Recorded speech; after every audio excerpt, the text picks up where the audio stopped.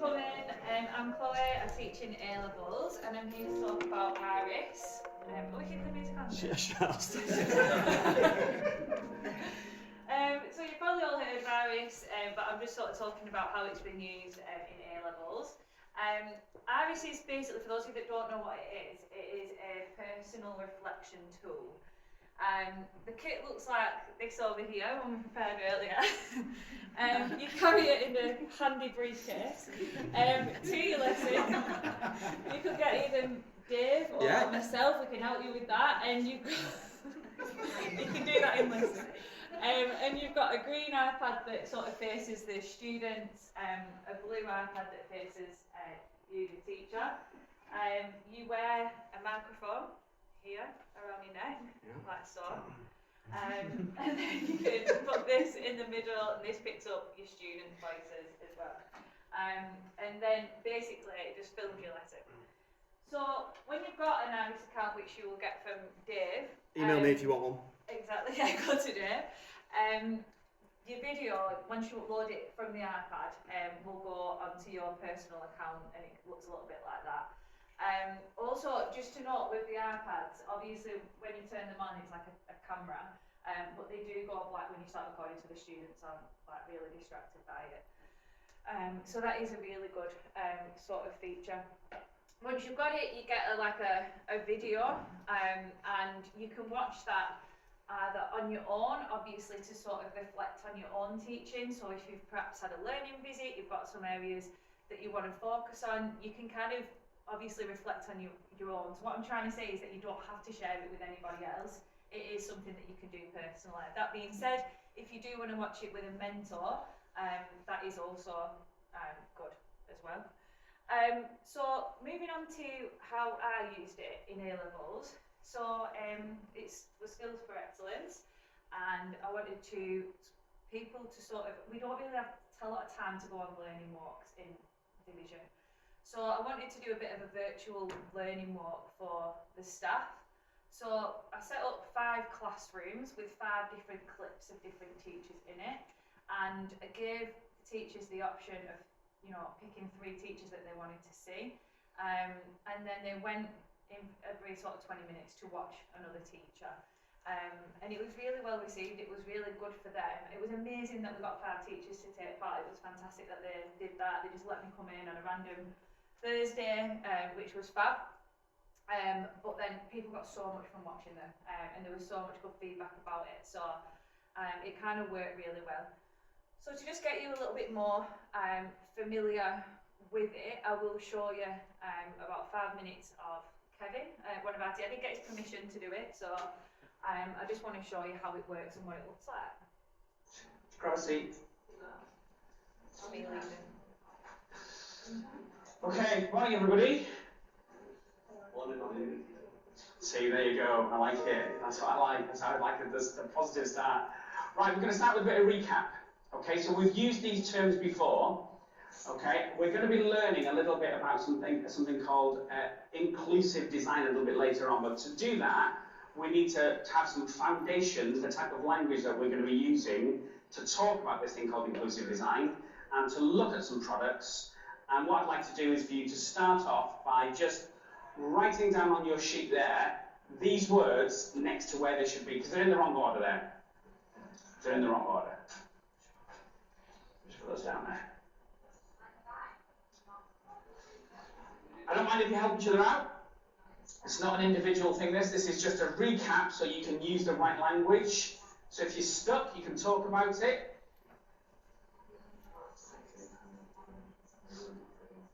You okay with that? Do we do? Because what, sorry? Okay, alright. You ready a minute?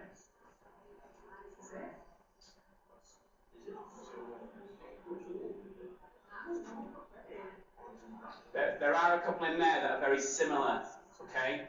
So you can see there's something there that says anthropometrics and anthropomorphic.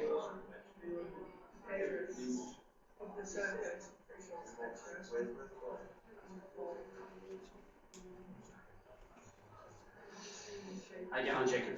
Just a quick one. Yeah. So I'm struggling to talk. We've only got another minute or two for this. What you can do with this Yeah, come on. is you can actually download the Iris app to your phone and film. But obviously it's just one angle and your sound won't be anything like that. So as you go around and talk to learners, and you put the other mic on the table with the learners as well. And it's actually, I noticed that when I've used it, the camera facing the learners, you notice stuff there, who's listening, who's not listening, you don't need that phone use and stuff like that when you turn around. Loads of little bits. And you might think, I don't need to do this sort of reflection. I guarantee if you try this, you will see things that you're doing and you think, oh my God, I didn't know I was doing that. First time I used this, I've never heard the word okay so many times. And it was painless and watching, thinking, I said it again. And then another one, just keep all my hands in my pockets. Nice. I'm like, why am I doing that on the teaching? That's mental. So I actively tell myself, don't put your hands in your pockets. It looks weird. But it's really good. It's really good. And it's a chance to be reflective, but also show off. If you're doing something that you think will be really good, you can clip it to the bit that's really good and share it as a good practice afterwards. So it's a real positive. If you've got a nightmare class and you want some ideas and support with it, you could iris it, send it to someone. It's just to try and give some ideas. You could use it to close the loop on your learning visit. If you think whatever you discussed afterwards when you self-reflected, this is what you wanted to work on. If you think you've smashed that and you're on the way to improving it, you could do this, send it to your mentor. It is locked just to you. Only when you want to send it to someone does it go to someone. You do not have to worry. Although I've got the account for the college, I can't go in and check yours until you share it with me. Okay? You can't download the video, so there's no way of nicking it and sticking it on YouTube afterwards. It's locked with Iris. And it's also like with the students, because it remains in college and it is sort of protected, you don't need to get permission from the students to do it, because it is just like anyone observing, isn't it? Yeah. But yeah, we had that with one of our ones that we did. Obviously we didn't show that part of the clip, but in one of the classes it was all going well. The teacher went to go and help a student, and then the others were like looking at the camera like, what's that? You know, and then someone's on the phone, and it was like, it really does pick up things that you might want to see. Yeah. But it's surprisingly not as much of a distraction once you, a few minutes in, just because the screen does go black, they just forget about it. So it's not a big distraction at all. Yeah. And it's not complicated to use. Can I ask a question? We were saying we don't need to ask permission to the students. Yeah. Does the teacher always make them aware that that is going on? Because sometimes some kids come in and they'll be oblivious anyway, won't they? But do you need to tell them or not? I have done, just so they know. Just so Yeah, it's just an overload, and this is what's happening. And if anyone kicked off, then what do you do? Because they can. Yeah, I mean the fact you just tell them the fact that it's. Kick off about having it in the classroom. Yeah, I mean if it was going to cause major issue, just don't do it. Right. If it's anything that's going to stop learning, then don't do it. But yeah, I think I'd just be open though and just be like, oh, it's just for my own development. Like I just want to reflect on my own teaching. It's really sort of discreet and hopefully they'd be alright with it. It's because the college is invested in this. We've got 2 kits. Thelma and Louise. Thelma and Louise, yeah, amazing, yeah. It's just a QR code, so when you get the box, they will be in the tick soon, but they're currently just up in Sarah Condren's office. So you just scan it. If you can't use your QR code, we're paying you too much money.